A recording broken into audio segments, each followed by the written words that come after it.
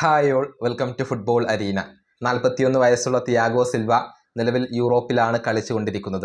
Portuguese വമ്പന്മാരായ പോർട്ടോക്ക് വേണ്ടിയാണ് Thiago Silva ഇപ്പോൾ കളിച്ചുകൊണ്ടിരിക്കുന്നത്.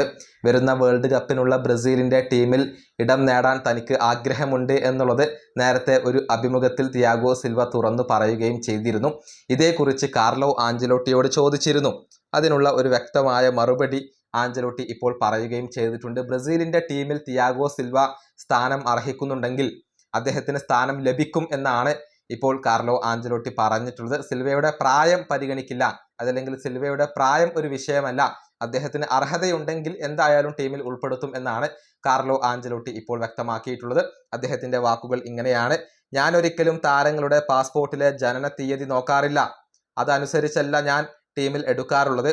ഏത് ബ്രസീലിയൻ താരത്തിനും വേൾഡ് കപ്പ് ടീമിൽ ഇടം നേടാൻ വേണ്ടി ഫൈറ്റ് ചെയ്യാം. തിയാഗോ സിൽവക്ക് 41 വയസ്സായി എന്നുള്ളത് ഒരു പ്രശ്നമല്ല. ടീമിൽ സ്ഥാനം അർഹിക്കുന്നുണ്ടെങ്കിൽ അദ്ദേഹം ടീമിൽ ഉണ്ടാവുക തന്നെ ചെയ്യും. പ്രായം ഒരു തടസ്സമാവില്ല. 39 വയസ്സുള്ള സമയത്താണ് മാൾഡീനി ചാമ്പ്യൻസ് ലീഗ് ഫൈനൽ വിജയിച്ചത്. 40-കാരനായ മോഡ്രിച്ച് ഇപ്പോഴും ഹൈ ലെവൽ ഫുട്ബോൾ കളിക്കുന്നു. ഇതാണ് കാർലോ ആഞ്ചലോട്ടി പറഞ്ഞിട്ടുള്ളത്. അതായത് അർഹതയുണ്ടെങ്കിൽ തിയാഗോ സിൽവക്ക് സ്ഥാനം ലഭിക്കും എന്നാണ് അദ്ദേഹം പറഞ്ഞിട്ടുള്ളത്.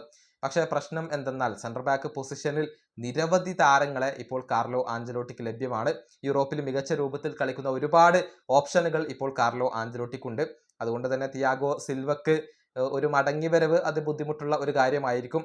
ഇനിയിപ്പോൾ പരിക്കിൻ്റെയോ മറ്റെന്തെങ്കിലും പ്രശ്നങ്ങളോ ഉണ്ടെങ്കിൽ ഒരു പക്ഷേ തിയാഗോ സിൽവയെ കാർലോ ആഞ്ചലോട്ടി പരിഗണിച്ചേക്കാം. ഈ വീഡിയോ അവസാനിപ്പിക്കുന്നു. അടുത്തൊരു വീണ്ടും കാണാം.